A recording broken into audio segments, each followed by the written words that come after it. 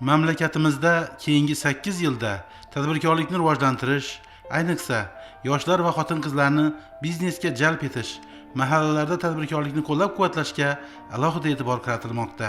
Urganch tumanida ham mavjud 56 ta mahallaning har birida yuzlab tadbirkorlar o'zlari ishlab chiqargan mahsulotlarni iste'molchi va xaridorlarga sifatli qilib yetkazib berishga harakat qilayotir.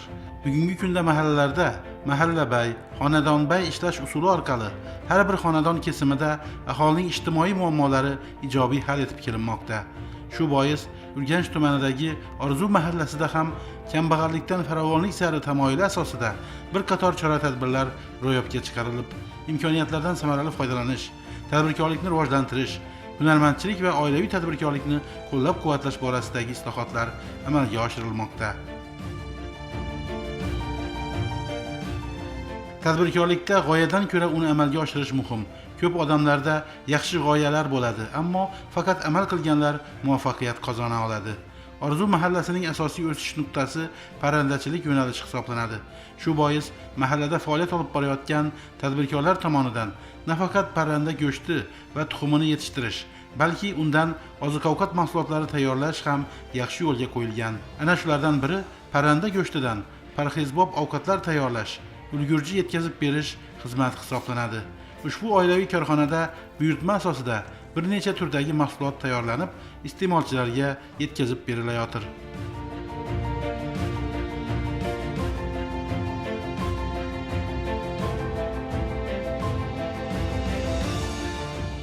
Tadbirkorlik faoliyatimizni boshlanimizga 10 yildan oshdi. Oldin o'zimiz oila a'zolarimiz bilan ishlar edik.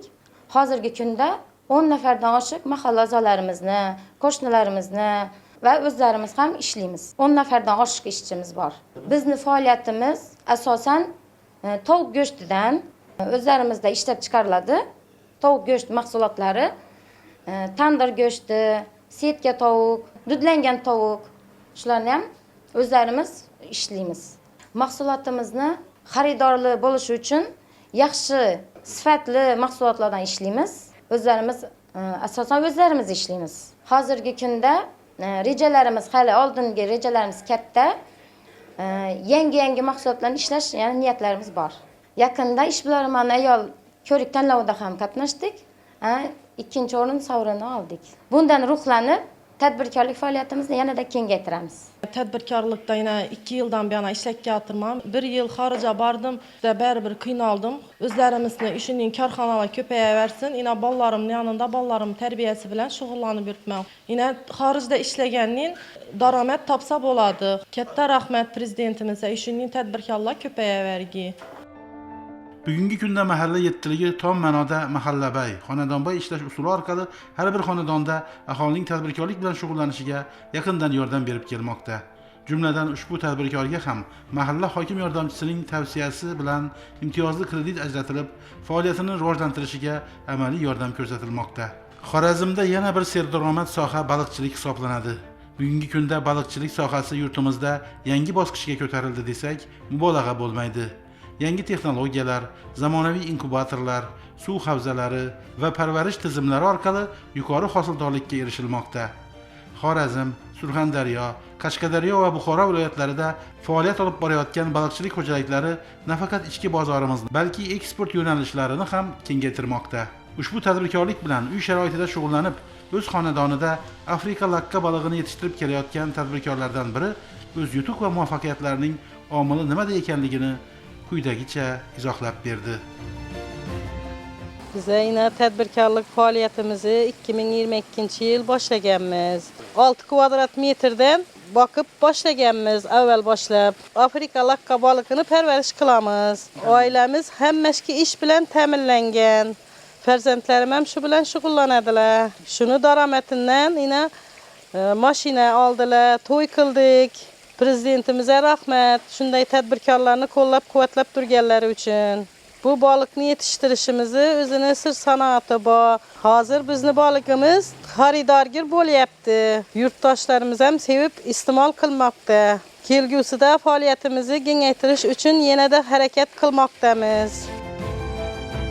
Viloyatimizda bugungi kunda jami 14319 gektar suv havzalari mavjud bo'lib, 1001 ta xo'jaliklarga biriktirib berilgan.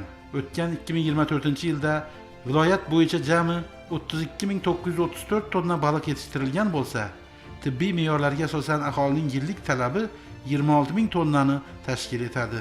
Ushbu ko'rsatkich viloyatimizda 126% ga ta'minlangan. Shuningdek, umumiy qiymati 109.015 milliard so'mlik 21 ta yangi loyiha amalga oshirilib, 116 gektar yangi suv havzalari tashkil qilingan. 266 ta ish o'rinlari yaratilgan. Har bir yetishtirilgan baliq ortida mehnatkash insonlarning harakati, mehri va sabri mujassam. Ular suvni hayotga, mehnatni rizqqa aylantirmoqda. Uy sharoitida baliq yetishtirish esa tadbirkordan 2 karra ko'proq mas'uliyat va tashabbuskorlikni talab qiladi. Orzu mahallasida ayollar tadbirkorligi ham kundan kunga rivojlantirilib, yanada ko'proq xotin-qizlarning daromad topishiga xizmat qilmoqda. Qandolatchilik yo'nalishida faoliyat olib borayotgan mana bu kichik biznes vakillari ustoz shogird an'anasi asosida shirinlik tayyorlashga e'tibor qaratishgan.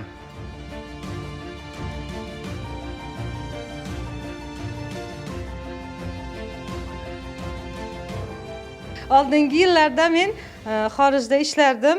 Mahalla yettilik tomonidan taklif tushdi. 2025-yil kredit ajratilishdi. Mana o'zim tadbirkorchiligimni boshladim. Hozirgi paytda 5 ta shogirdlarim bor. Ish o'rin ochdim. Asosan qandolat mahsulotlari ishlab chiqaman. Birinchi navbatda sifatiga e'tibor qilamiz. Buning natijasida xaridorlarimiz ham ko'payib boryapti. Kelgusida mahsulotlarimiz turini ko'paytiramiz, xalqimizga xizmat qilamiz. Bugungi kunda Orzu mahallasida xotin-qizlarimizni tadbirkorligini yo'lga qo'yish va ularni rivojlantirish, qo'llab-quvvatlash maqsadida bir qator ishlar amalga oshirilib turibdi. Ayniqsa bugungi kunda migratsiyaga ketgan xotin-qizlarimizni ularni tadbirkorlikka jalb qilib, bandligini ta'minlash maqsadida ham mana bugungi kunda Orzu mahallasida oila va xotin-qizlar maskani tashkil qilindi.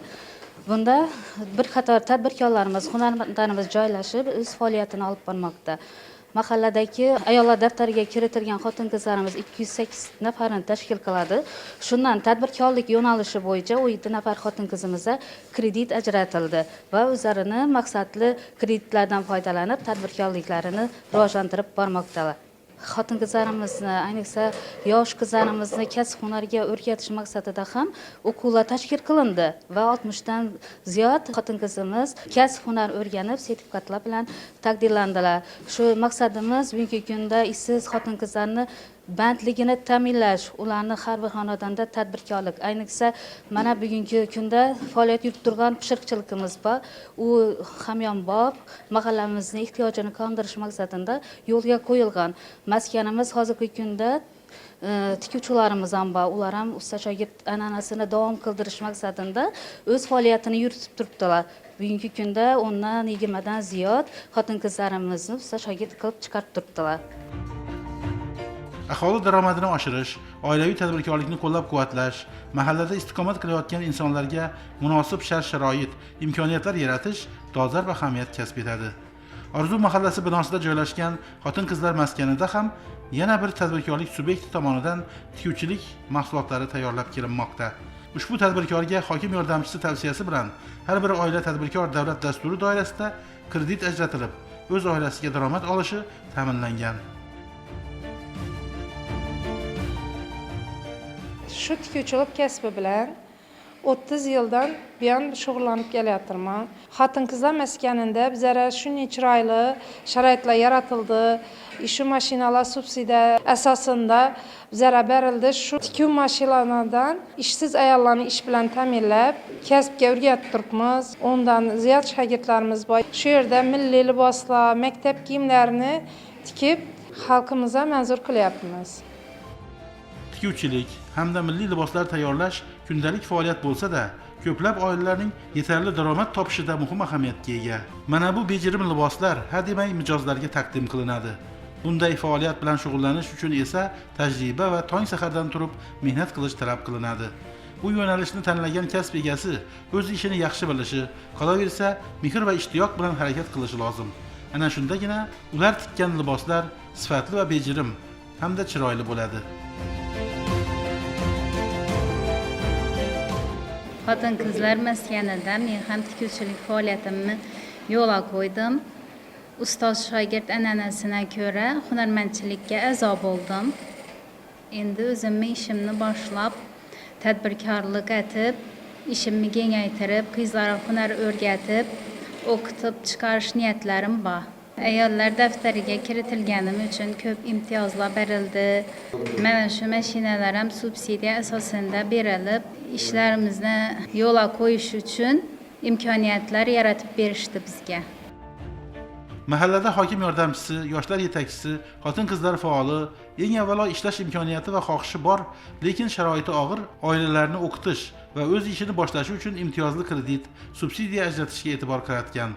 Shu bois keyingi 1 yilda ushbu mahallada ham 32 ta holatda tadbirkorlik bilan shug'ullanish istagida bo'lgan fuqarolarga kredit ajratilishi ta'minlandi. Demak, biznes faoliyatini yo'lga qo'yish, yetarli daromad olishda ayollarning ham imkoniyati katta. Mana bu eldoshlarimiz bu imkoniyatlardan samarali foydalangan holda o'z tadbirkorligini yo'lga qo'ygan kichik biznes vakillaridan. O'z faoliyatini kengaytirib borayotgan bunday biznes vakillari uchun har bir qulaylik, imtiyozlar muhim samara bermoqda. Urganch tumanida tajribali mirishkorlarning faoliyat olib borayotgani barchamizga ma'lum. Bu borada muayyan bilimga ega bo'lgan agronom mutaxassislar tomonidan issiqxona xo'jaligini rivojlantirishda o'ziga xos tajriba maktabi yaratilgan. Ularning maqsadi davlatimiz rahbari tomonidan berilgan imtiyoz, imkoniyatlardan samarali foydalangan holda el dasturxonining to'kinchiligini ta'minlash, tabiiy toza mahsulot yetishtirib, ularni xorijga eksport qilishdan iborat. Bugungi kunda davlat rahbarimiz biz tadbirkorlarga yaratib bergan sharoitlar asosida mana shu ayollar yoki ishsiz fuqarolarimizni ish bilan band qilish bilan birgalikda bugun davlat rahbarimiz topshirig'i asosida biz yirik tadbirkorlar o'rta maktabni bitiruvchi yuqori sinf o'quvchilarini to'g'ridan to'g'ri shu yerga kasbiy mahoratini oshirish uchun, issiqxonachilik yo'nalishini o'rgatish uchun ustoz shogird an'anasi asosida ularni ham vaqtinchalik ish bilan ta'minlab, ularga shu o'zlarimiz sohani sir-asrorlarini o'rgatib, ko'nikma hosil qilib, ertaga ularni ham bir hayotga tadbirkor sifatida qadam qo'yishliklariga sabab bo'ladigan bir tamoyilni yo'lga qo'yganmiz o'zlarimizning korxonamizda. Bu albatta o'zining natijasini beradi deb o'ylayman, chunki bugun davlat rahbarimizning o'zi hayotda toplangan bir topshirig'i bor. Har bir o'quvchi ikkita til va bitta hunarni o'rganib chiqish kerak degan. Bugun yoshlarimiz shu yerda korxonamizga kelib o'sha kasb hunarlarni o'rganadigan bo'lsa, hayotga bir o'z o'rnini topib ketishlikda yaxshi natija bo'ladi deb o'ylayman.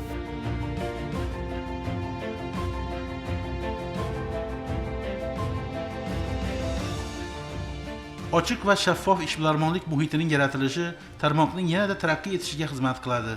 Oldin xorijga chiqib ishlaydigan ko'pchilik fuqarolarning oilasidan uzoqlashmagan holda daromad topishi, yoshlarning tadbirkorlikka qiziqtirish uchun esa mana shunday ish o'rinlarining yaratilishi muhim ahamiyatga ega. Shu bois tadbirkorlikni taraqqiy ettirishga qaratilgan islohotlar albatta o'z samarasini beradi.